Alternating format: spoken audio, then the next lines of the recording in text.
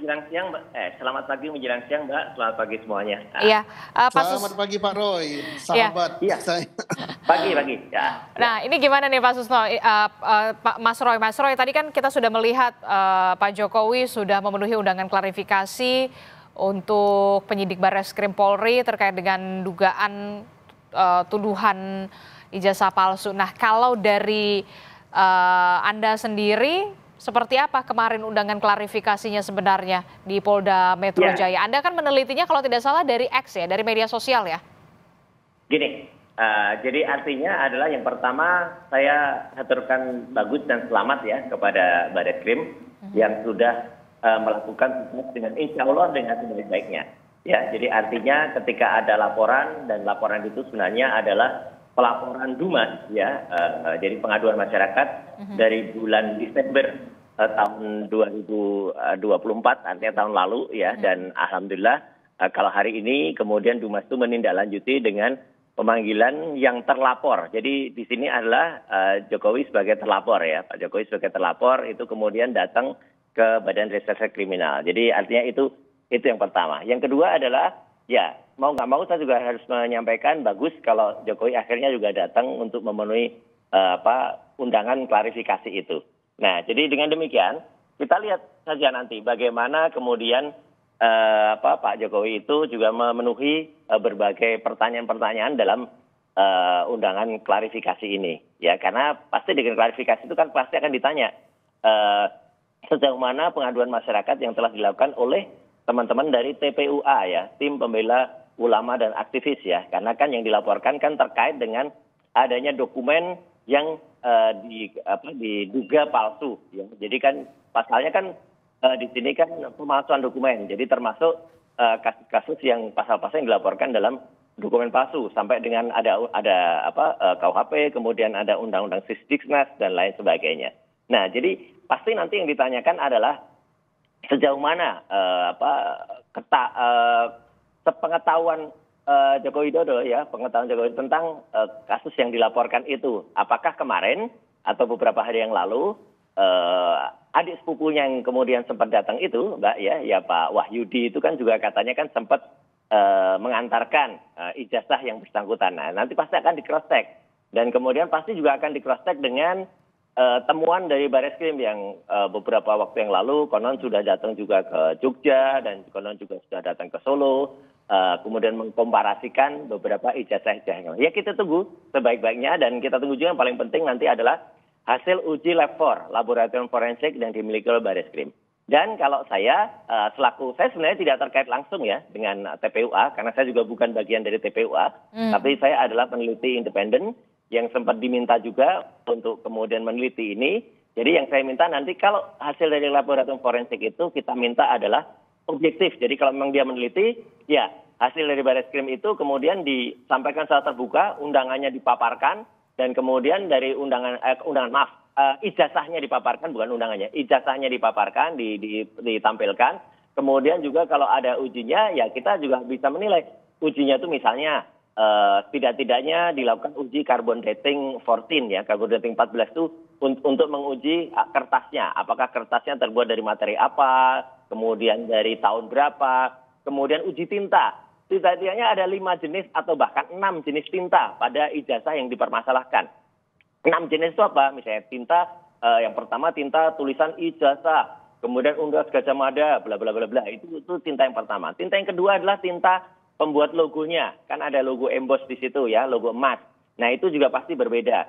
Kemudian tinta yang menuliskan nama si pemilik ijazah Joko Widodo, itu juga pasti akan berbeda juga. Kemudian ada tinta tanda tangan dari rektor Prof. Teguh Yakob di situ. Itu dicek apakah tintanya itu sesuai dengan tahun 85 atau tidak. Kemudian ada tinta juga dekan yang bersangkutan waktu itu apakah Pak Sunardi ataukah siapa dekannya itu juga ada. Kemudian yang penting lagi ada tinta capnya itu Mbak. Jadi semua itu harus terbuka, transparan, disampaikan juga kepada masyarakat. Jadi Anda berharap ketika nanti benar-benar dibuka ke publik itu secara detail begitu ya, tidak hanya otentik atau tidak otentik begitu ya?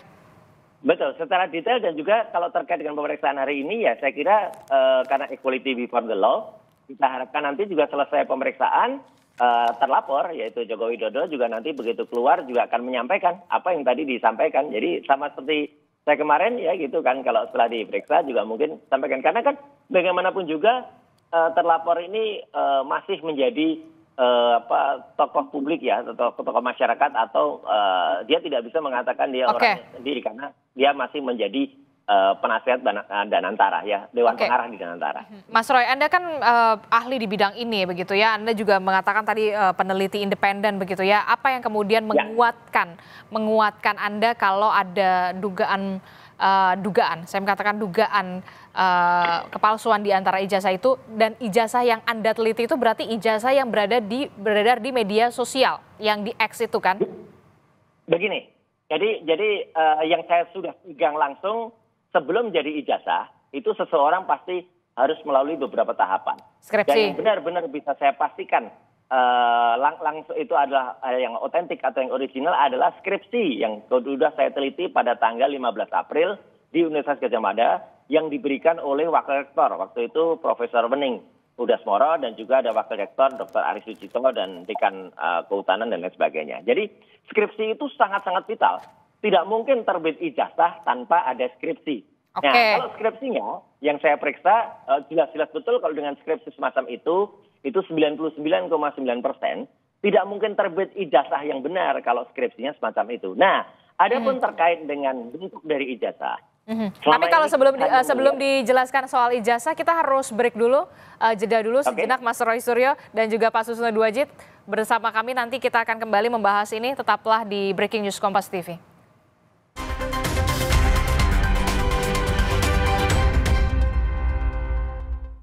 Untuk permintaan jatah proyek 5 triliun rupiah, Ketua Kadin Cilegon dan 2 anggotanya ditetapkan jadi tersangka pemerasan investor asing. Harus jelas tanpa ada lelang. 5 triliun untuk Kadin, 3 triliun untuk Kadin tanpa ada lelang. Perannya adalah meminta proyek 5 triliun untuk Kadin tanpa lelang. Itu cukup meresahkan, mengganggu. Mengapa proyek strategis nasional di Cilegon jadi target pemerasan oknum pengusaha? Temukan jawabannya dalam Business Talk Selasa 20 Mei pukul 10 malam di Kompas TV. Kok yang ini, Pak? Kalau tutupnya aja gini, isinya gimana? Tidak semua air itu sama. Aqua dalam galon yang dibersihkan 20 kali, diisi tanpa tersentuh tangan dan ditutup sempurna. Aqua, 100% murni, 100% aman. Nyut, ternyata aku punya masalah gigi sensitif. Cobain pakai Sensodyne. Formulanya bikin gigi aku terlindungi seharian. Dan nafas juga terasa segar. After seminggu, dan ternyata hasilnya, wow! Sakit kepala, sakit punggung, minum Panadol Extra. Satset dan efektif redakan berbagai nyeri mengganggu. Panadol Extra, redakan 7 gejala dengan 1 kaplet. Dek, bisa lanjut kan? Aman.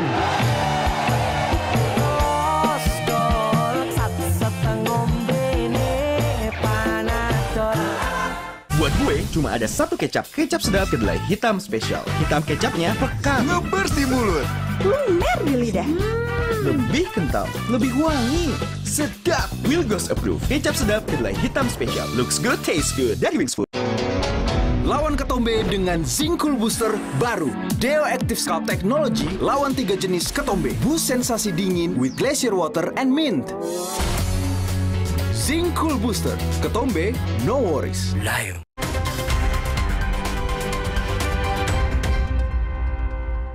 Terima kasih Anda masih bersama kami dalam Breaking News Kompas TV. Saudara, hari ini Presiden ke-7 Republik Indonesia Joko Widodo memenuhi panggilan undangan klarifikasi dari penyidik Bareskrim Mabes Polri terkait dengan dugaan kasus tuduhan ijazah palsu.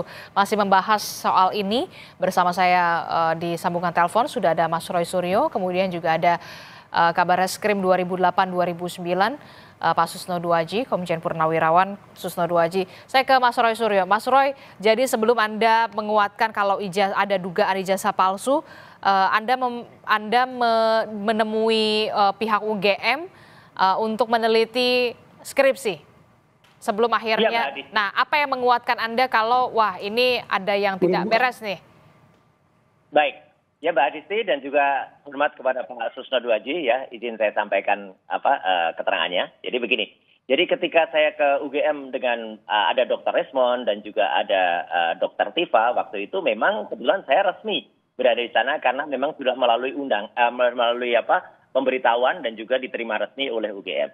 Jadi dengan adanya skripsi yang sudah saya periksa, dan skripsi itu adalah merupakan awal materi kalau seseorang itu bisa kemudian diterbitkan ijazahnya, bisa saya pastikan bahwa skripsi itu 99,9% itu adalah palsu atau skripsinya tidak bermutu atau tidak berkualitas untuk bisa terbit satu ijazah. Kenapa? Karena lembar pengesahannya tidak ditandatangani oleh orang yang bersangkutan, ya tanda tangannya kemudian sangat meragukan, nama penanda tangan juga salah, nama dosen pembimbing yang dulu disebut dan hari-hari ini baru terkuak ya, itu kalau tidak ada nama Pak Kasmujo, padahal Pak Kasmujo itu sejak tahun 2017 itu disebut sebagai dospemnya atau dosen pembimbingnya, mau dosen pembimbing skripsi, mau dosen pembimbing akademik, yang jelas itu skenario itu gagal total ya, karena dosen pembimbing skripsi itu nggak ada ya, kemudian lembar pengujiannya juga tidak ada Mbak Adisti, jadi lembar pengujian tadi nggak ada. Nah, jadi dengan demikian, kalau kita pakai analogi telur ya, kalau telur itu dianggap telur itu busuk, telurnya tidak bagus. Nah, kalau skripsi, kalau ijazah, memang selama ini ijazah yang beredar itu hanya ijazah yang pernah fotokopi, yang pernah pernah ditunjukkan oleh Bapak Dekan dari Fakultas Kehutanan, Pak Sigit Sunarta. Dan pada tanggal 1 April, jadi kira-kira 2 minggu sebelum kami ke UGM, itu ada seorang yang bernama Dian Sandi Utama, yang kemarin juga sudah dipanggil oleh Polda Metro, itu yang memosting ijazah yang dia sebut asli ya, yang dia sebut asli, dan kemudian ada utasnya, dan sempat dia juga berkomunikasi dengan salah seorang namanya Profesor Yusuf ya, dari Universitas Sumatera Utara yang akhirnya menjadi penggugat dia. Itu dia mengatakan kalau itu dia mendapatkan itu dari sumber yang sangat terpercaya. Dan akhirnya kemarin memenuhi undangan klarifikasi juga begitu ya. Oke, baik. Karena terbatas durasi, Mas Roy. Gitu, Nah, gimana Mbak? Oke, karena terbatas durasi, sudah penjelasannya sudah kami tangkap. Baik. Pak Susno, terakhir dari penjelasan Mas Roy, apa yang bisa disikapi oleh pihak kepolisian? Singkat saja, Pak Susno. Ya, saya kira Pak Roy kan sudah bukan Pak Roy saja yang sudah diperiksa. Pak Roy, Dr. Tifa dan lain sebagainya itu diperiksa semua. Jadi Polri kan sudah memeriksa semua. Nanti dibandingkan apa yang didapat dari keterangan Pak Roy, apa yang didapat dari keterangan pelapor, terlapor maupun saksi-saksi terlapor gitu ya. Jadi akan dibandingkan, itulah namanya pembuktian. Nah, pembuktian itu saya katakan ada 2 macam. Yang dibuktikan itu adalah proses untuk mendapat ijazah itu dan fisik daripada ijazah itu. Nah, prosesnya tadi saya tidak berhak untuk menilai apakah misalnya nilai mata pelajaran Jokowi memenuhi syarat apa tidak untuk lulus. Itu hanya UGM lah yang tahu itu. Termasuk juga nilai skripsi Pak Jokowi itu memenuhi standar untuk lulus sebagai sarjana apa tidak, itu UGM lah yang punya standar tentang hal itu. Ya. Oke, nanti berarti kita akan nantikan juga penjelasan dari Presiden ke-7 Republik Indonesia Joko Widodo setelah memenuhi undangan klarifikasi dari penyidik Barreskrim Polri, termasuk juga dari Mas Roy Suryo. Terima kasih sudah bergabung bersama kami. Komjen Purnawirawan Susno Duaji, Kabarreskrim 2008-2009. Terima kasih juga sudah bergabung bersama kami. Sehat selalu Bapak-Bapak. Assalamualaikum, selamat pagi. Waalaikumsalam. Saudara, informasi lebih lengkapnya terkait dengan undangan klarifikasi Presiden ke-7 Republik Indonesia Joko Widodo ke Barreskrim Polri akan hadir dalam program Kompas Siang pada pukul 11 waktu Indonesia bagian Barat. Terima kasih sudah menyaksikan Breaking News Kompas TV. Saya Adisti Larasati. Sampai jumpa.